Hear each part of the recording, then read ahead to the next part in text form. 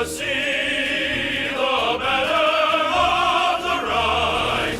Let despots remember the day when our fathers with mighty endeavor proclaimed as they marched through the fray that by their might and by their right it waits forever.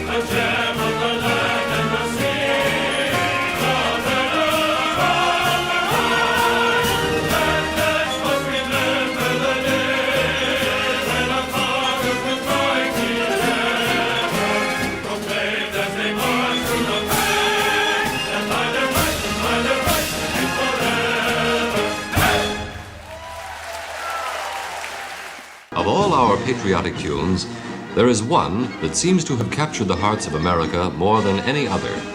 And that's, of course, John Philip Sousa's thrilling march, The Stars and Stripes Forever. You have heard it whenever there's been a parade down the main street in your town. Or maybe you've marched to its strains on your way to assembly in school. Certainly you've heard it dozens of times on your radio and TV.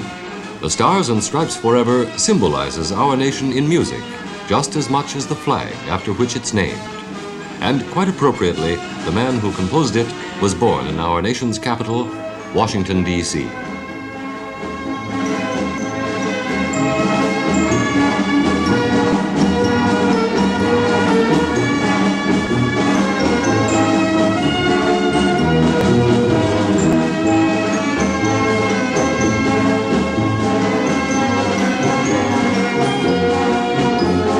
John Philip Sousa was one of 10 children, born to a German mother and a Spanish father on November the 6th, 1854.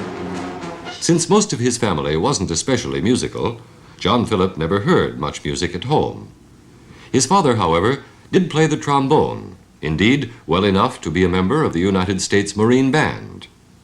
John Philip loved to listen often to the band music coming from the nearby barracks. This delighted his father, so much so that he decided to enroll his young son in a music school. John Philip made fine progress, particularly on the violin. In fact, when he was only 11, he organized a group of unemployed musicians, all older than himself, to play at dance halls and dancing schools. This turned out to be a very successful venture for a while. Soon after that, John Philip received an offer from the band leader of a circus. This, of course, was a pretty hard thing for a boy to turn down, and he made plans to run away. John Philip's father, however, got wind of the offer. Very early the next morning, he paid a visit to the Marine Barracks, just 2 blocks away, had a talk with the commandant, and before the morning was over, John Philip was accepted by the Marine Band as an apprentice. Needless to say, the circus offer was soon forgotten, and the next 8 years were quite happy for John Philip.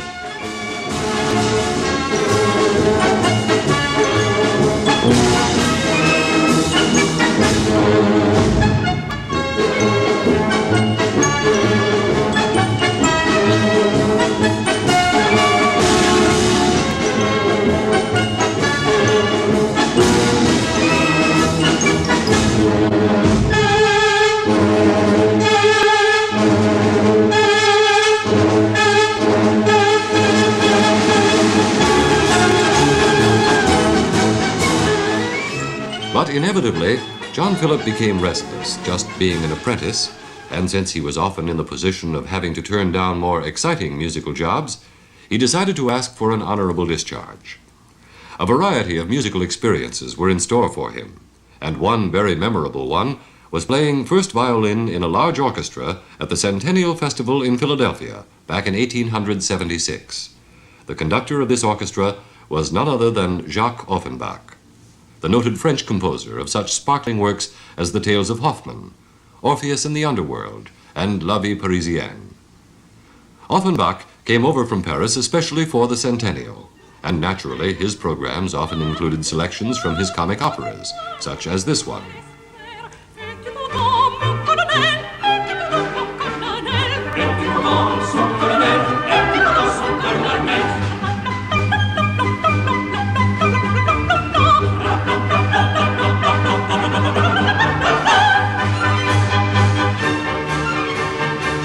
During the season of 1878-79, John Philip's life was again involved in the world of comic opera.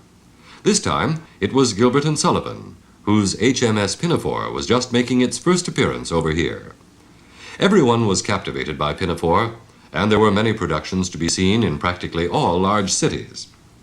John Philip was asked to coach and conduct an amateur production in Philadelphia. This, as it turned out, was to be a most happy experience for him. Not only was the cast an exceptionally gifted one, but he fell deeply in love with one of its members, a beautiful and delightful 16-year-old girl named Jane Bellis. In John Philip Sousa's autobiography, Marching Along, he described her as quite the loveliest little girl I had ever seen. She had a cloud of chestnut hair and a perfect complexion. I liked everything about her, her manner, her speech, her face, her voice.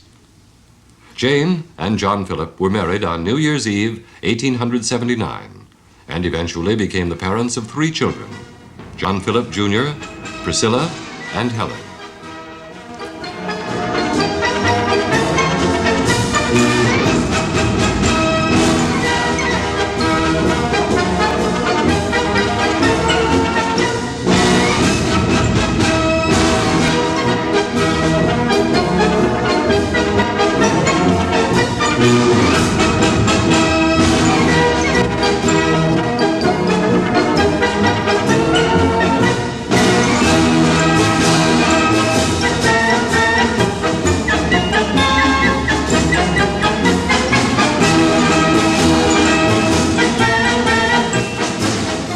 Vacationing with his bride on Cape May the following spring, Sousa turned his hand to the composing of an operetta. Like almost everything that he set his mind to doing, the result was very successful. The name of the operetta was Our Flirtations, and following a good run in Philadelphia, a long road tour was arranged, with the composer conducting. By the time he reached St. Louis, he was greeted by a letter from his father urging the March King to come back to Washington at once, this time to accept the job of conductor of the United States Marine Band. Needless to say, another conductor was soon found for Our Flirtations, and Sousa reported for duty with the Marine Band on October 1st, 1880. He found conditions in the band pretty sad. The salaries were shockingly low, the morale even lower, and the repertoire and even uniforms badly in need of being brought up to date. All of this, under Sousa's new regime, was corrected, and the band soon was looking and sounding better than ever.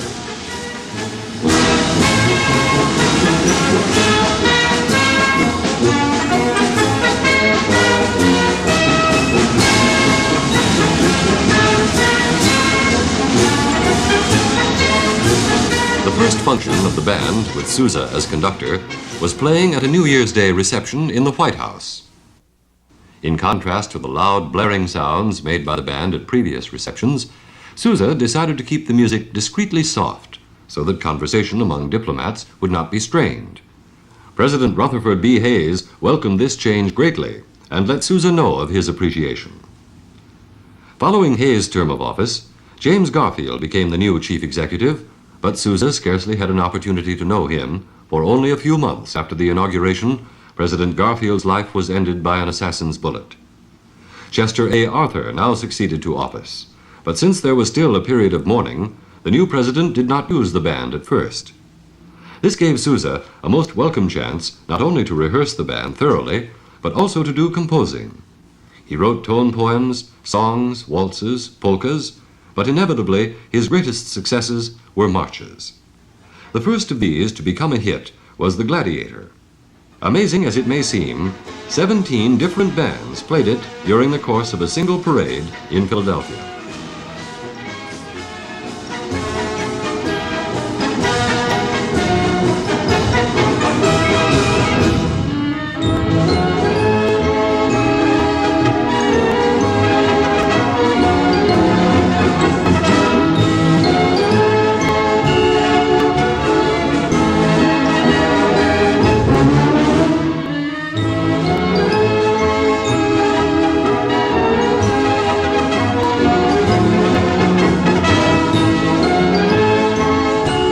President Arthur was not overly fond of the traditional air, "Hail to the Chief," which has always been played at official functions to signal the arrival of a president. He told Sousa that he didn't care for the tune, and Sousa completely agreed. "In that case," said the president, "change it," which Sousa promptly did. He wrote a presidential polonaise, and while he was about it, the March King felt that the Marine Corps could also use an official number to be played at outdoor functions. This turned out to be one of the most stirring marches ever written, Semper Fidelis.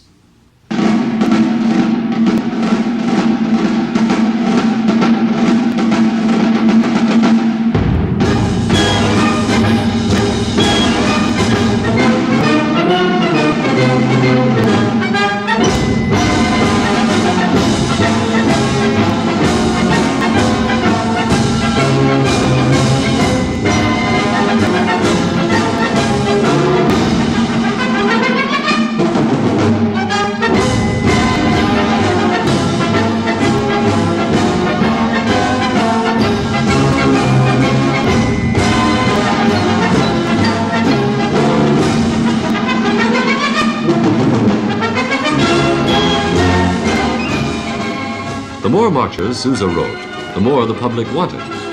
The success of Semper Fidelis prompted organizations of all kinds to request specially composed marches. One of these was a newspaper called The Washington Post, which was sponsoring an essay contest among the pupils in public schools. 20,000 essays were handed in, and the prizes were to be distributed at the grounds of the Smithsonian Institute on June 15, 1889. To make the occasion really festive, the Marine Band was not only called upon to play, but its conductor was also asked to compose a march for an audience of the 20,000 young contestants. This would be a refreshing change from his past assignments, and he was especially happy to oblige. And the especially happy-sounding result was the Washington Post March.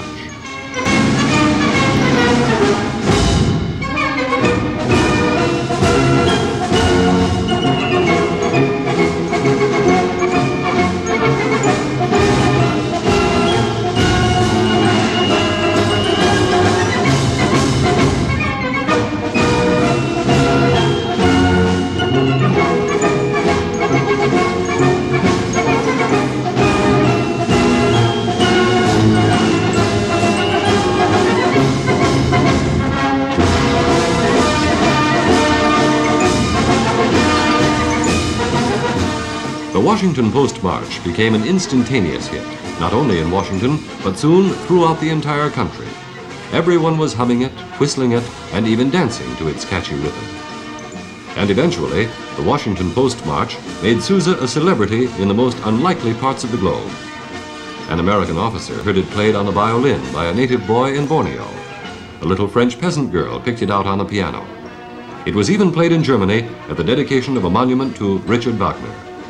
And later, when the Sousas visited Italy, someone told them that the composer of the Washington Post March was one of the most famous Italian composers, by the name of John Philip Sousa.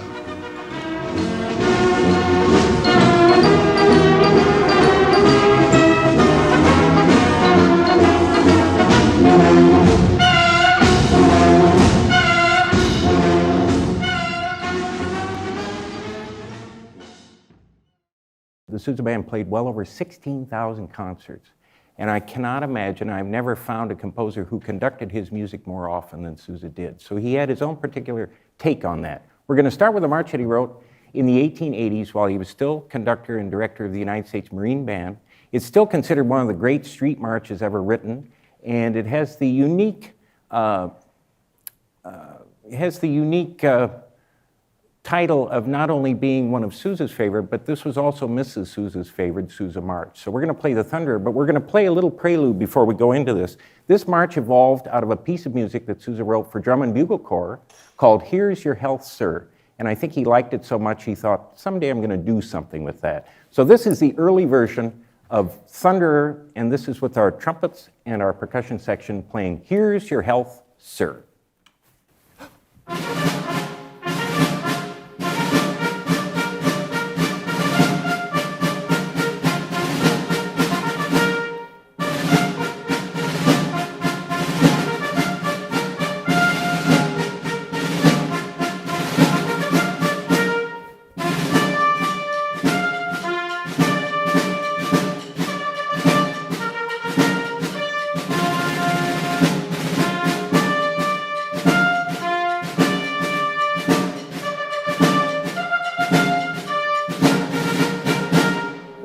So he uses that little drum figure and he puts it into the Thunderer. So here's the Thunderer. We'll start with the concert version, the concert size version of the Thunderer. A very simple introduction. Sousa likes to use unisons and very little harmony. And so we're just going to start it right here. Here's the Thunderer concert size version. 3.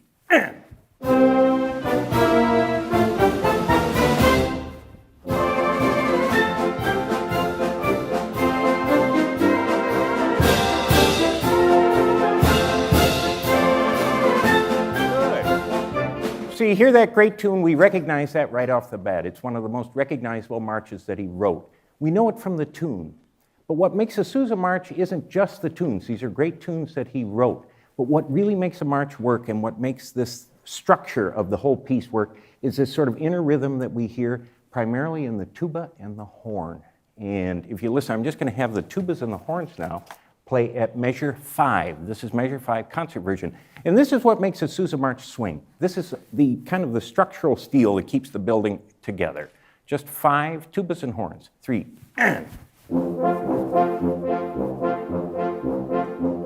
Change.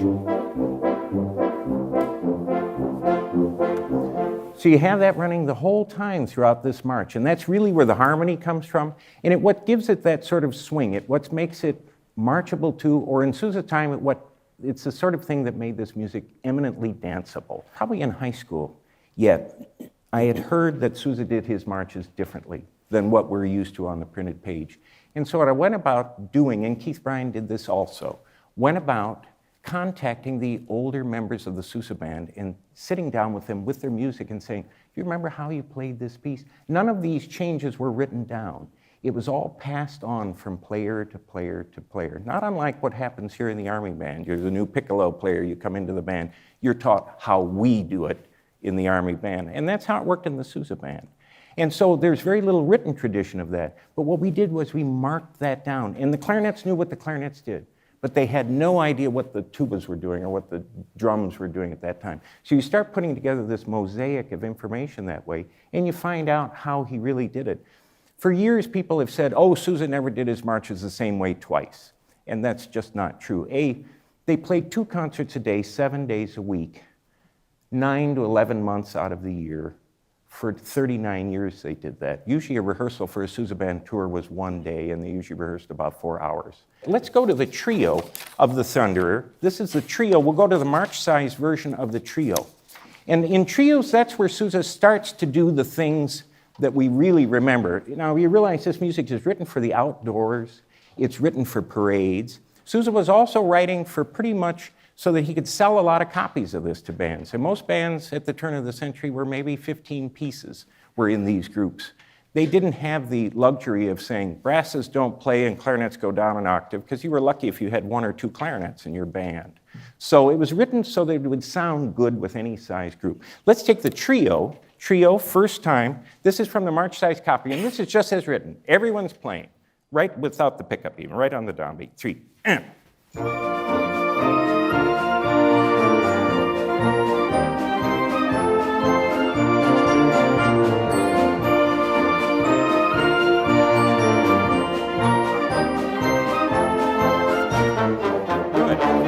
And it repeats, and it's the same thing. It's sort of the same part of the meal. It's just another serving of something, no new sauce. Well, Sousa thinks, why hear that thing twice? It's a great melody. Let's go now, let's play the Thunder from the March size copy. This is 69, second time through. 69, second time through.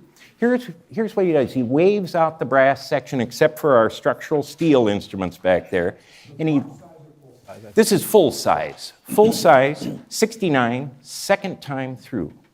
And listen what he does with the clarinet sound. 3, and.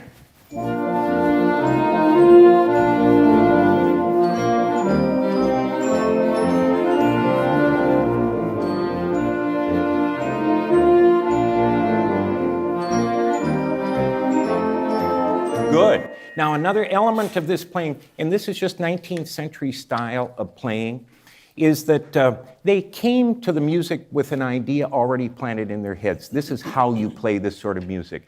And the adage of playing in a style that the longer the note is, the louder it is. You're always going towards a long note, a whole note, a half note.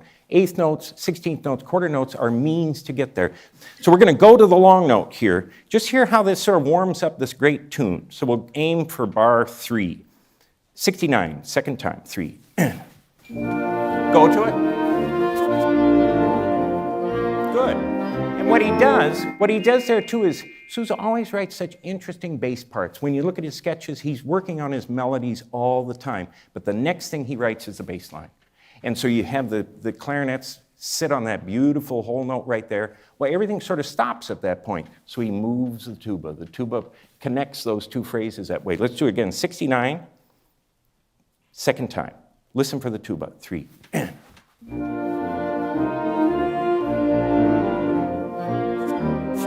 it again. Go to the long note. Good.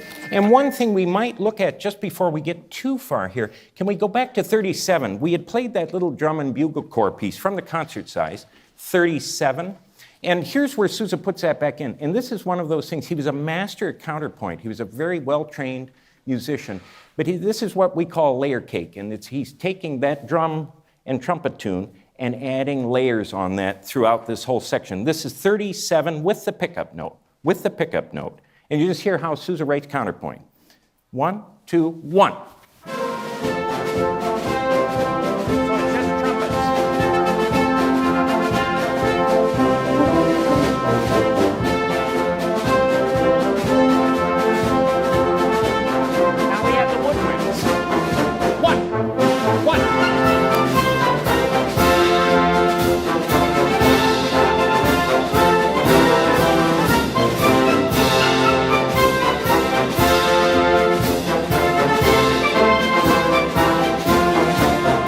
Now, a phrase you'll hear used a lot in Sousa's music, and this is a phrase that most non-musicians don't know what the term is. Where I'm from in the Midwest, we call it a dog fight. Some people call it an interlude. But it's sort of where everything kind of musically gets chaotic. And Sousa uses it as sort of a dramatic thing in between his great trio tunes. And we're going to play this. This is the dog fight from the Thunderer. And you hear it's a back and forth. Usually it's the dogs, the high end of the band fighting with the dogs in the low end of the band. So we're going to give an example now of the dog fight. Let's take it right at second ending before 87 concert size. Right on the downbeat, second ending. 3, and.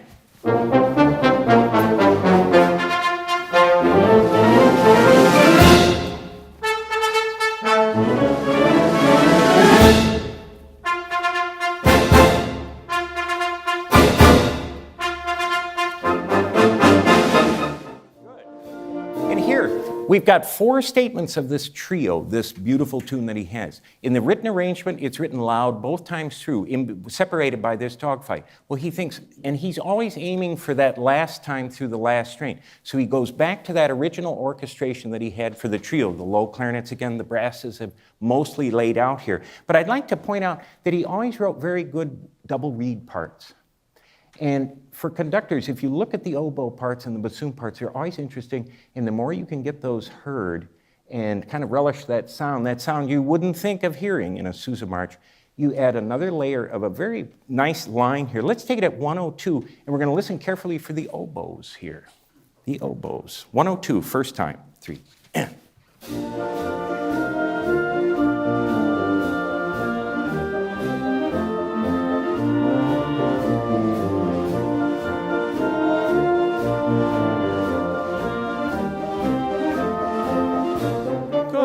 And that's just another element of this music that once, this music was never published with scores. So most of the time, it was played for outdoors, it was played for the street, but he was really writing it for his own band. His own band rehearsed in Carnegie Hall. He had the best wind, brass, and percussion players that money could buy. Money was no expense that way. So he was always writing these very wonderful parts for each of the instruments and taking time with the score or just getting the band out of the way to hear that pretty part that way makes another dimension, another layer of of concert versions of these pieces that way. We heard first strain, second strain, but where did the term dogfight come from?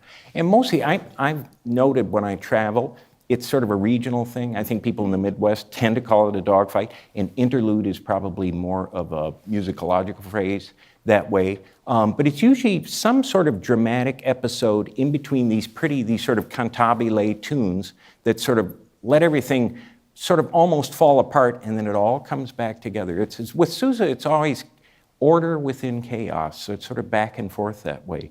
And he was a master at this. He was a theater composer. He was a violinist. That was his instrument. He wanted to be the American Gilbert and Sullivan. By the late 1890s, he had 3 hit musicals running on Broadway at the same time.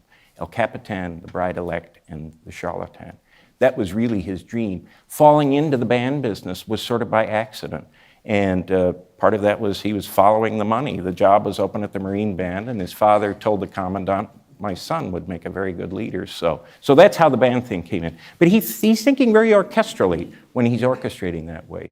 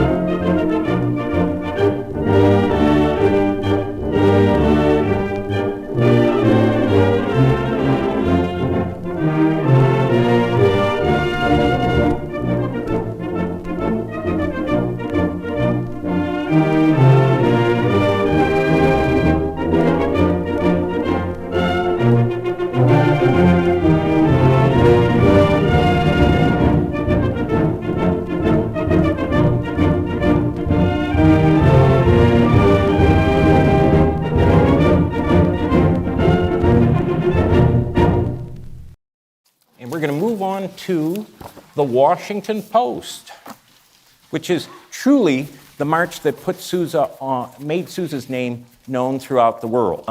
But this was a march that was composed in the late 1890s for the newspaper here in town, a brand new newspaper, for an essay contest down on the Smithsonian grounds. And the waltz was going out of style, and a new dance was coming in called the two-step. And back then, you didn't just go out and start dancing. You paid a man to teach you to dance, and he was called the dancing master. And the dancing masters realized that this Washington Post march worked perfectly for this new dance called the two-step. And within 2 or 3 years in Europe, you didn't walk up to the orchestra leader at a dance and say, would you play a two-step? You said, would you play a Washington Post? It was so synonymous, and it literally made his name known throughout the world. And we think of Stars and Stripes as being the piece that put him on the map, but it was really written 10 years earlier when he wrote this piece. And it's a two-step. It's like all marches, it's dance music. Marches are to get people from point A to point B. So we're going to start with the Washington Post from the concert version. And we're going to try to make this thing swing a little bit. Full value, 3.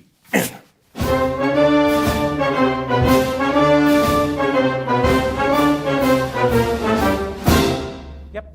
And so you see that figure there. He's already using this sort of figure where it's leaning on beat 2. Sousa likes to do that. A march is very left foot heavy. It's always dealing with the left foot. And what he does is lots of times puts the melody accent on the right foot, which creates a little tension. Think of Stars and Stripes. Dum, da-dum, dee, da-dum, dee, dum, dum. He inverts it that way.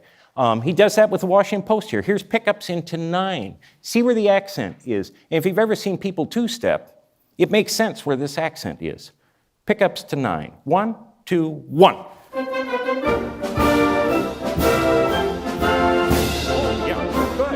What we're going to do is we're going to lean into that bass drum cymbal accent there. The bass drum cymbal player, it was played by one person in the Sousa band, was the most important person in Sousa's life. For years, it was a man named August Helmeke, and people came and they came to hear him play, and they came to watch him play. He was of the old school, Scotch drumming and all that stuff.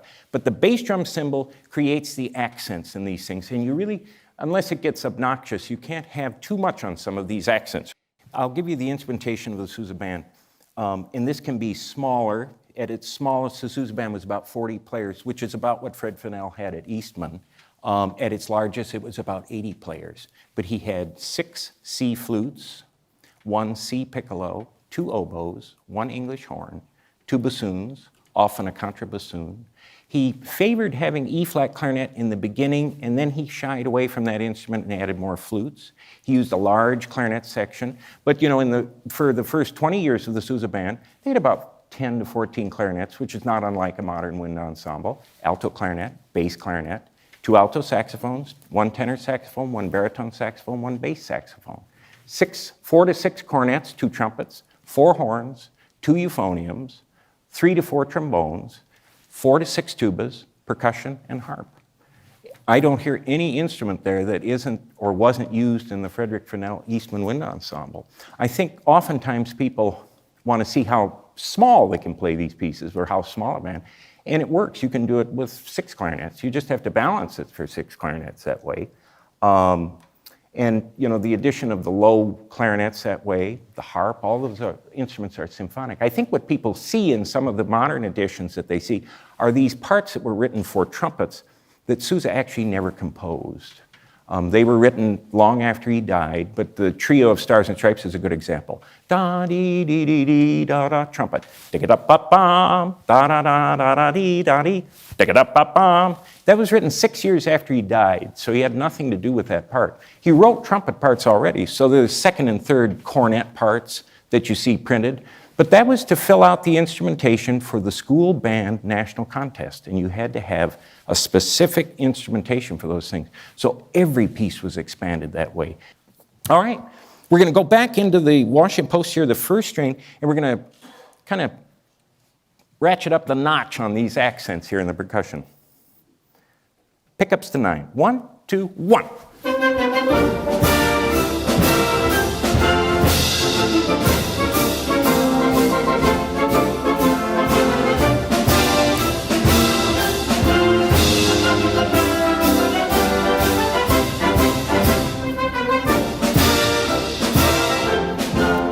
thing that I remember many of the players saying was they said that Mr. Helmick, always played a little bit behind the beat on those accents. He just waited just for a split second.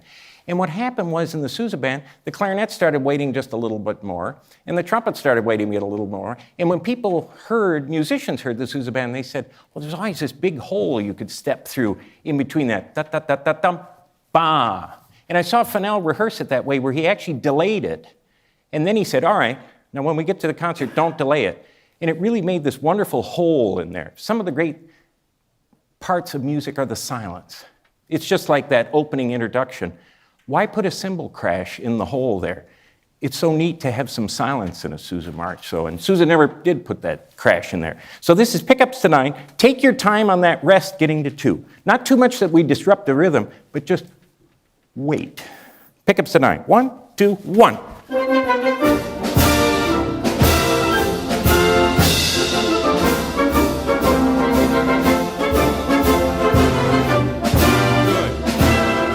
And another instrument that I don't want to leave out as part of this fabric that oftentimes gets left out when you're rehearsing these things. Can I have bones just at 9? Trombones at 9? Listen to the nice harmony that the trombones are putting on top of the rhythmic stuff that the horns are doing here. These are bones at 9. 1, 2, 1, 2.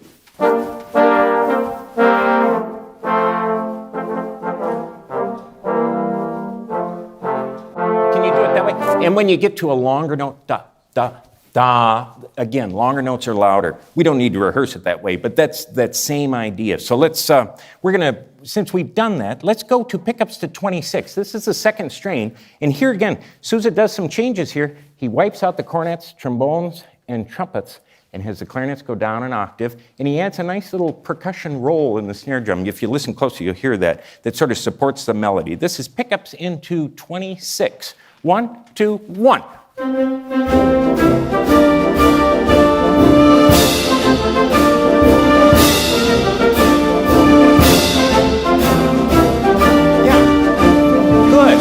And what we did was we thinned out the sound. Don't forget, a typical Sousa concert was 3 hours long.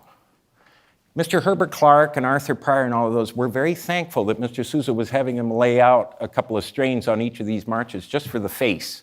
But it also creates a nice balance. It brings this music inside. We're going to do let's do it 26-second time through.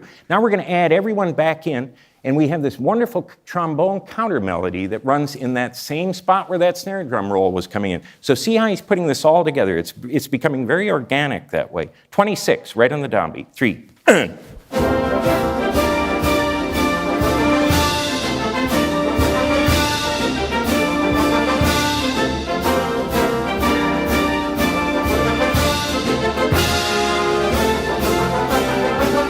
We're going to do this. Before the first ending, count back 1, 2, 3. Play the downbeat of 3, play it and hold it. 3 bars before the first ending. Just play that note and hold it. Play it and hold it. What we want to do there again, that's a chord that you can balance so that really, he loves these surprise chords. In Semper Fidelis, it tends to be 6 chords that he uses. He calls them surprise chords, but it's really the end of the phrase for the strain. The rest of that afterward is just sort of relaxing, getting ready for this trio. Now, when we get to the trio here, we're really going to delve into this idea of two-stepping, which leans to the right all the time. It leans into the right beat. So we're going to take 43 with the pickups, first time, 43 concert size, and listen how we lean into the right foot instead of the left foot with the pickup. 1, 2, 1.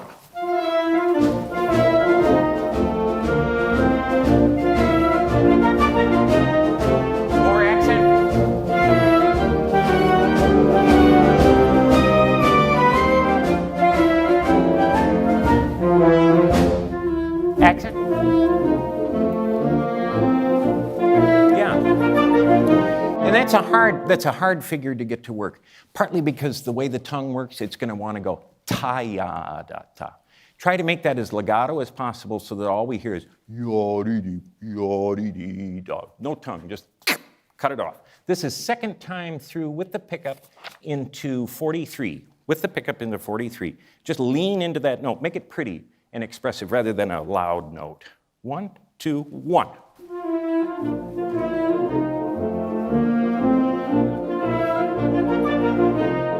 Accent here.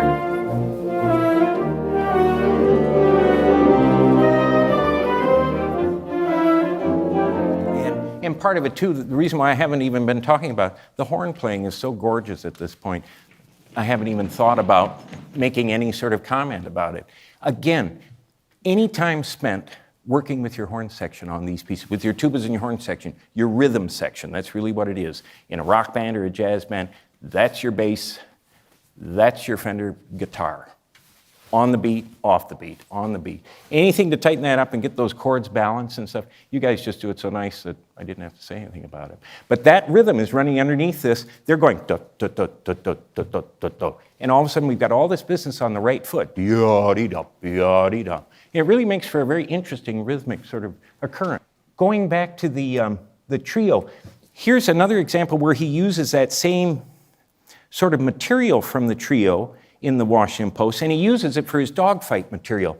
We're going to take it, let's just take it at the second ending before 61, second ending before 61. And it's the same idea that we're going to lean into that, part of it's leaning into that right foot beat, but he also tends to favor, we'll hear this in Stars and Stripes, when you have an accidental on the beat, whether it's beat 1 or beat 2, generally it has some sort of accent that way. He likes to overemphasize. That comes out of his growing up in the Romantic era, is that harmony tended to be pretty basic, 1-5, 1-4, you know, that sort of stuff. So when you have an accidental, it's generally a good idea to lean into that note a little bit. So this is second ending going into 61. Second ending going into 6, right on the downbeat, 3, and.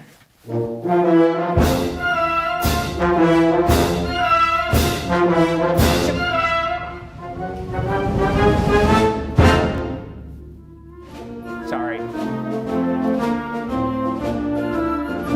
Good.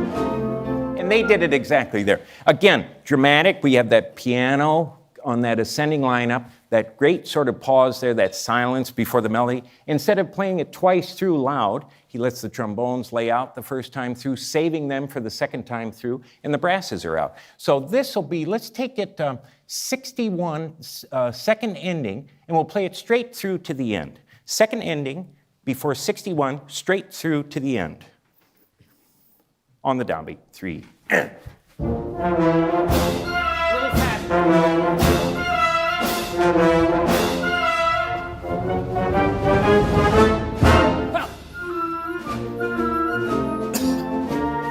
Accent. And it's just shadowed in the.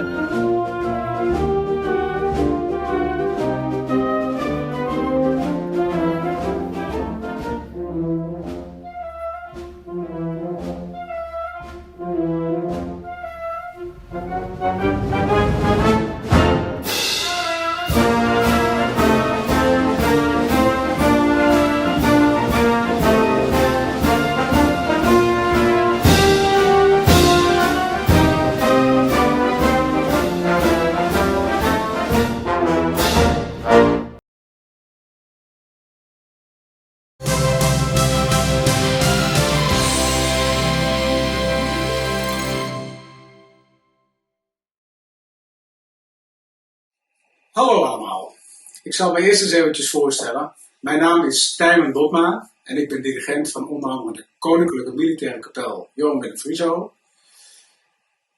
fanfare Psalm 150 uit Dinxperlo en ik geef les aan het conservatorium, Prins Claus Conservatorium in Groningen. Toen Muziekdesk mij vroeg om een kort woordje tot jullie te richten, heb ik gelijk toegezegd. Van dit wil ik graag doen. We leven in hele gekke en bijzondere tijden. Goed, dat weten we al allang. Maar het punt is, hoe houden we de motivatie goed? Hoe houden we de motivatie hoog? En dat is wel een dingetje. En daarom wil ik graag een paar woorden tot jullie zeggen.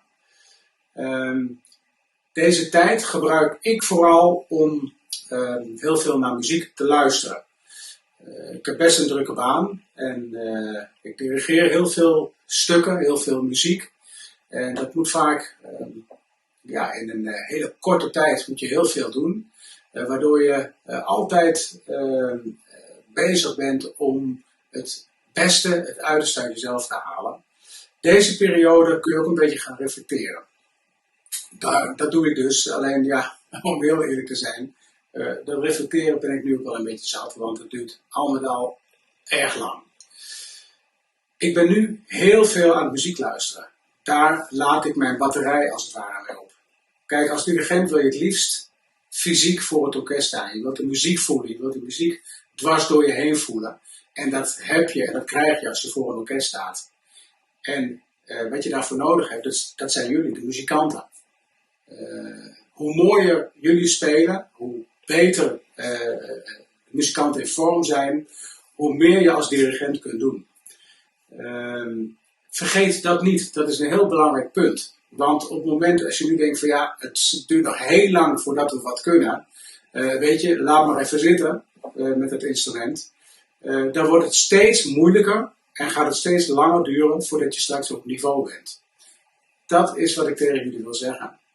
Zorg dat je jezelf kan motiveren door wel dit instrument uit je koffer te halen en gewoon lekker te gaan spelen. En dat hoeft echt niet de muziek te zijn die we op de repetitie spelen.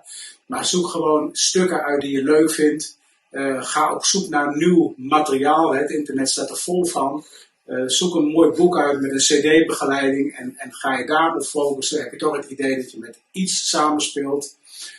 Pak mooie oude etudes die je vroeger zo fantastisch mooi kon spelen. Pak die uit je boekenkast en ga daar weer mee aan de slag.